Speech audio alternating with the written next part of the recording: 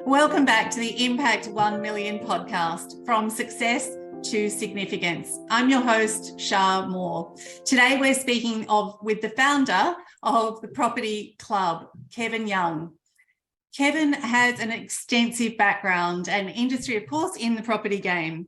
Kevin Young is an Australian property investment expert who built a successful career in real estate from humble beginnings. Born and raised in a country town in New South Wales, Kevin's determination to build a better life for himself led him to make his property investment at the age of 21.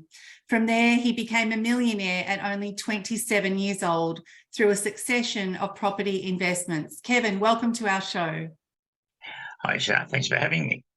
Really excited to speak with you today. You know, property is such a hot topic of what to do, when to do it. Tell us, how did you get started? What was that early interest at 21 to jump into the market? It all started when I was 8, and Jeff Britton was a real estate agent in Bega, and I always liked property and houses and stuff. I wanted to be an architect at one stage, and he just happened to say to me that, you know, property doubles in value every 7 to 10 years, and it just hit me like a bomb. What an easy way to make money. So I raced home and told Mum and Dad, we were only renting all their lives, that I was going to become a property millionaire. And so I set sail to work out a plan to do that. And I got pictures of properties. I have my bedroom was an open side porch, and on the wall I had these pictures. I go to sleep imagining I was buying one, then I was buying two, then I was buying three. And for some reason, I always had 7 in mind. So I obviously started poor, so I needed money. So I worked 3 jobs to get the money for a deposit, and bought my first property. And in 6 months, I had a knock at the door, and a person offered me a ridiculous amount of money. It was a full year's wage for me working in the federal government. And so I went and bought another one, and the same thing happened again. So with 2 properties, I'd earned as much as working 2 years in the government. So I then took leave of absence and applied for a job with Queensland's biggest developer, which was Peter Kurtz. And within about 12 months, I became the youngest sales manager and went on there. And after another 12 months, I left, and I didn't go in opposition to him. I kept saying there was better areas to go to for investment, and I was being ignored. So I left and went on my own in these areas that I wanted, which were closer to all the action. And I bought and sold 664 times by the time I was 27. And looking back at all the people that had bought off me, they were making a lot more money than I'd made in selling it to them. So I decided then, and it's become the motto of the club ever since, never, never sell. And so I just kept that portfolio, and I retired. I got divorced and retired 3 times. And then I decided to help my schoolmates. We met every couple of years, and I kept telling them to get started in property. And I was the poorest kid at school. I should have to borrow a sports jacket off Big Reed for the sporting trips that I went on.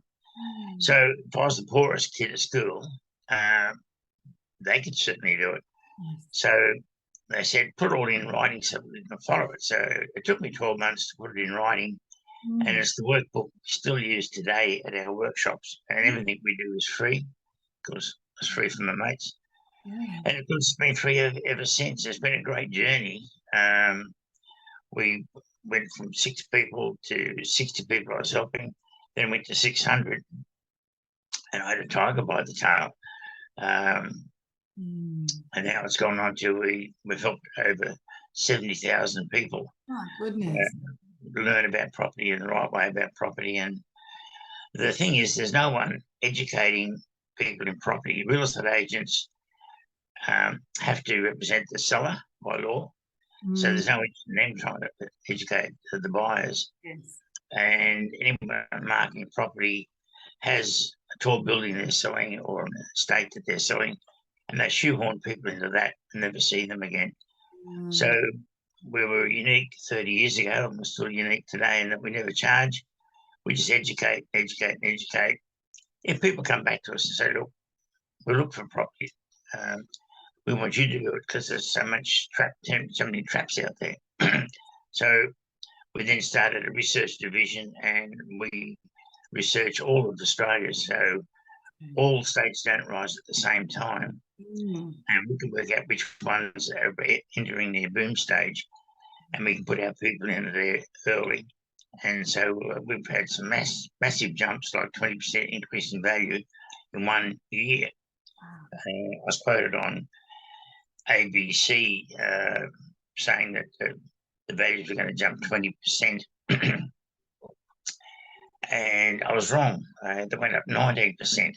And this is fairly common around Australia. You just got to time it right, and you can make that sort of money. Yeah. So the principle we work on is with the funding system I've got, the tenant and the taxman pay all of the monies, and the most people have to pay is about $30 or $40 a week to subsidise. And then as rents rise, it becomes nothing per week, and then it's a profit. And of course, they never sell. How they harvest is they borrow against the increased wealth of the property, and there's no tax on borrowed money. So it's a very good, perfect system, and I've used it. Works well. Yeah, you've certainly proven that one. It doesn't need any explanation. That's amazing. And just, I'd love to go back through the mindset, because, you know, the mindset of one being a young boy at 8 saying, this is what I'm going to do, having that conviction and realization at such a young age, a lot of us didn't have, but then following it through. And you touched on, you know, pictures on your wall. So that whole visualization of you needed to see it, then you just went, made it happen. And just sort of built from there. So if someone's listening to this, Kevin, and wondering how do they, whatever it is they want to do, be it property or anything, can you share some of the mindset and visualization that you personally use to achieve your success today? I tell people about a millionaire maker. The first millionaire I met, I said, what's the tip you can give me? And he reached in his top pocket and pulled out a paper, and it was an A4 folded 3 times. And he said, there's room here for Monday, Tuesday, Wednesday, Thursday, Friday, Saturday, Sunday, then turned over, and again, 1, 2, 3, 4 for the next week. And he said, then I'll file them in my sock drawer. And any time I'll hear of a good tip, I'll write it down, or someone's phone number, or a good idea, or whatever. He writes it on the Millionaire Maker, and he said that was what made him a millionaire. So I tell people, do that, and you can't sort of misplace a good thought because it's in your pocket. It's easy. It's not like a diary. It's in the car or in a briefcase somewhere. That was a great tip. Another one I got from another millionaire I met in America.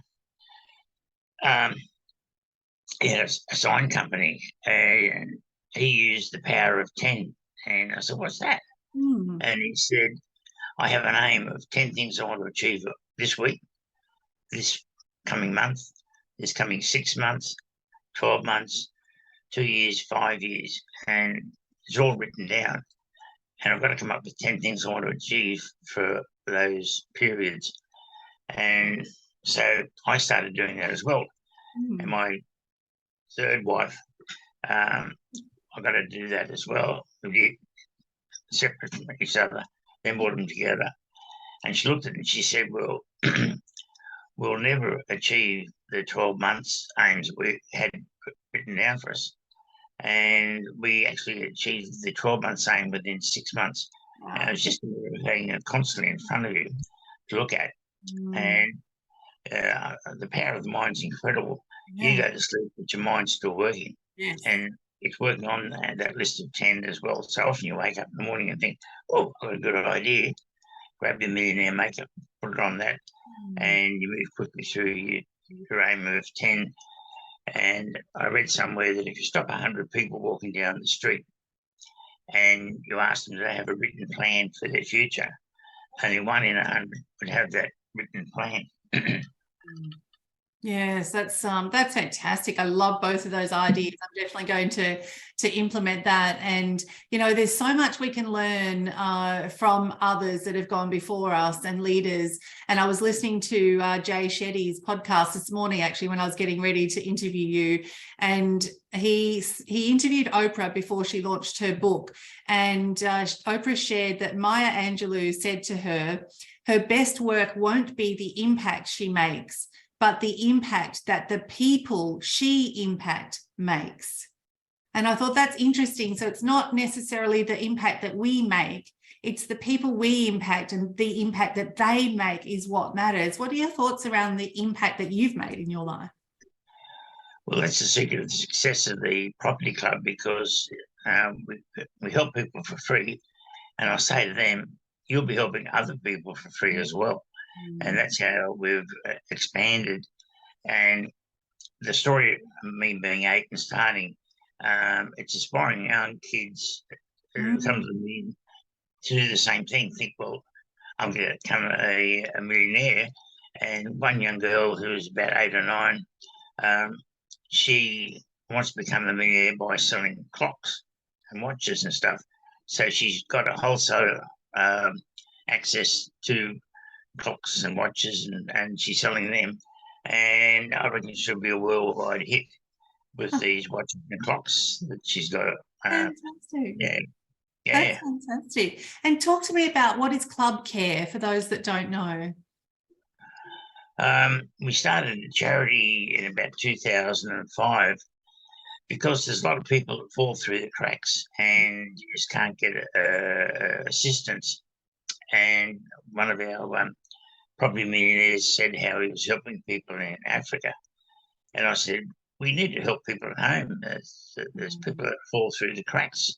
So I started Property Club Cares with $2 million. And we've helped a huge range of people. And it's really, when you give, you receive. And one of the best stories, are all good stories, but I was in the Caribbean and I met a guy who's from the Paraplegic Benefit Fund. And he told me about a guy who had been on his back in a Roma hospital for 20 years. And as a young bloke, he dived into the river and hit his head on a submerged trunk and was quadriplegic. And so I got back home, thought about that, and we devised a wheelchair with an hydraulic system in it. And the nurses can just winch him up, move him around, drop him into the wheelchair. He drives the wheelchair with a pen in his mouth. And he was able to get around the hospital. And he wrote me a nice little letter that used his mouth fell. And I said, for the first time, I was able to go down the road to the pub and have a beer with my mates. And he said, I was coming home and going a bit fast around the corner and up into the vehicle he had and end up in a rose bush. And he said, aren't I lucky that I couldn't feel a thing?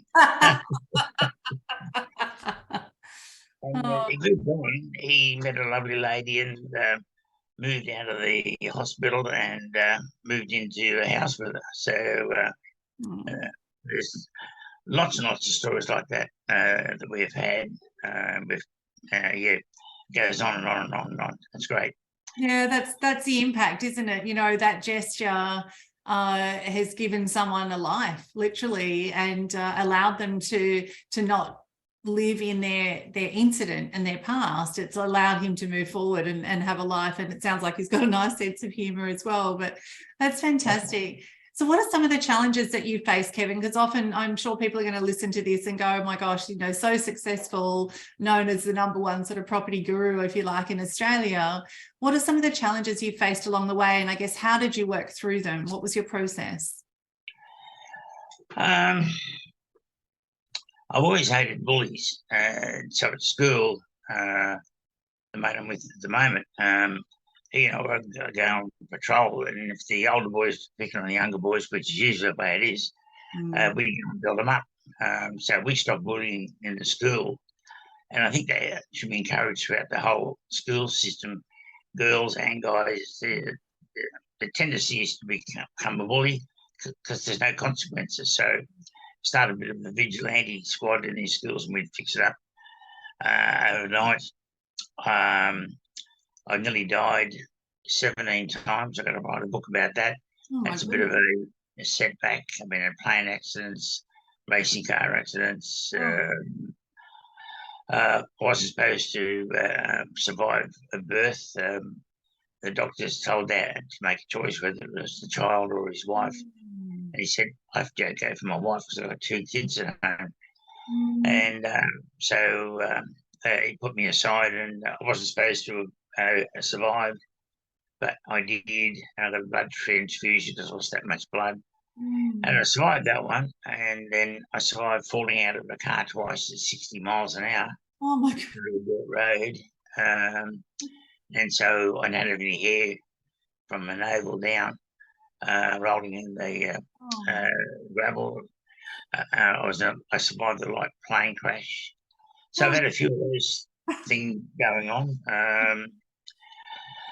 I'm proud of the fact that I've protected my schoolmates, and they've earned I'll retire wealthy.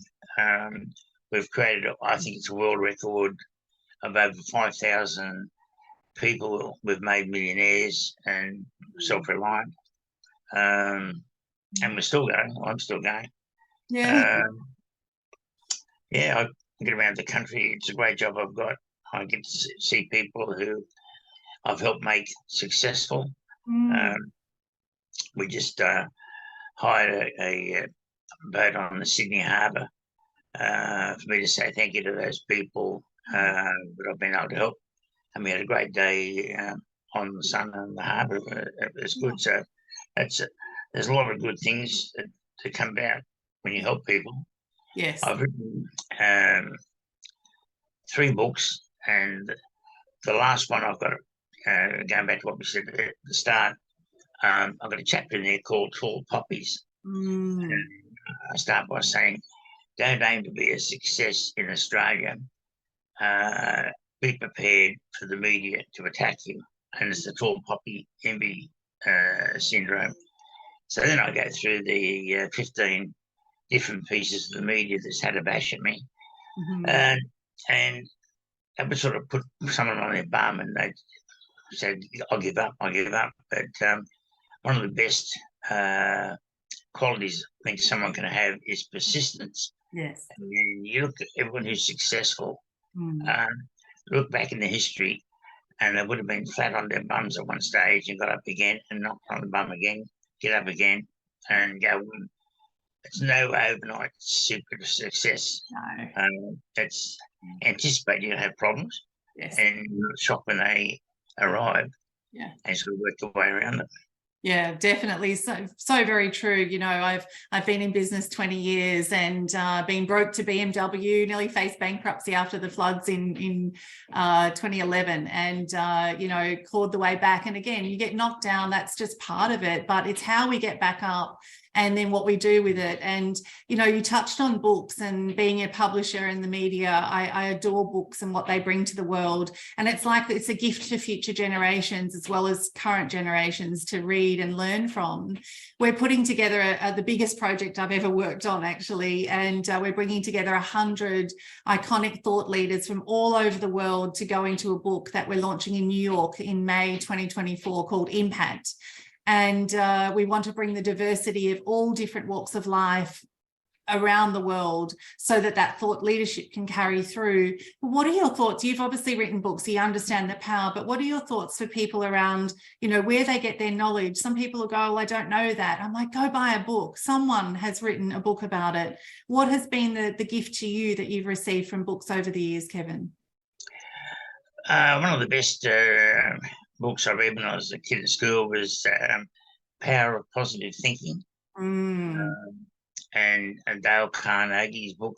Yep. So we're going back about 60 years now. They were really good to give a good grounding as you're growing up and give you a good solid set of skills to go through life with. There's no books on the right way to go about property because they're written by the guy that Kawasaki, Rich Dad, Poor Dad. Yeah, that was the fantasy. There was no such Rich Dad or Poor Dad. It was a way of getting his thoughts across. But he said to me, I don't know how to make money. He said, I just tell people to be positive and not come to me with their ideas, and I can find ways of getting them going or getting them funded or whatever. I was in England, and as I said, I was going to launch the club over there. And a guy came, and I wanted a right-hand man to do stuff for me, and he'd gone around with Anthony Robbins. And at that stage, I said, we were 3,000 people, I made a millionaire. And he said, Anthony Robbins wouldn't know 3 people that he's made a millionaire. And he obviously disbelieved what I said. So I had to prove to him that we did have over 3,000 millionaires. But there's no one writing books on the tips and traps in property. So I've got one on my website, which is Tips and Traps, and it's free. Right. They can download that one. And the other books that seem to be on properties, they don't give examples of someone using their system to success. So I thought, well, I'll write a book, and I actually put people's names in there that I've helped. And I've got another book coming up and another 2 books coming up that I want to write with real things that do work and case histories that do work. And I make predictions that touch wood have proved accurate, predicting where property prices are going to go, where interest rates are going to go, when to fix, when not to fix, what areas to avoid. Timing in the market's important, but you've got to know all of the country they don't go up together. If you're buying your own backyard, it could be flat for 7 years. And that 7 years means you can't expand any further because you haven't got any equity. So you've got to keep going to all the markets around Australia. And I guess goes for the world. Yeah, that's fantastic. Great advice there, and some great books. So I'm sure that people are going to want to check out these books and find out more about how they can attend a Property Club event. What's the best website they can go to, Kevin? It's Property Club. And the books can be bought through there. And the Tips and Traps in Property, as I said, is a free book. And that is written quickly and simply to give people an overview of the many mistakes that people can make and the good things you can do to avoid people's mistakes. Yes. I've made a big mistake in the book, I can tell you. I'm sure you have, like we all do as we're learning and growing. So, Kevin, thank you so much for sharing your knowledge and insights today on our podcast. Really appreciate your time.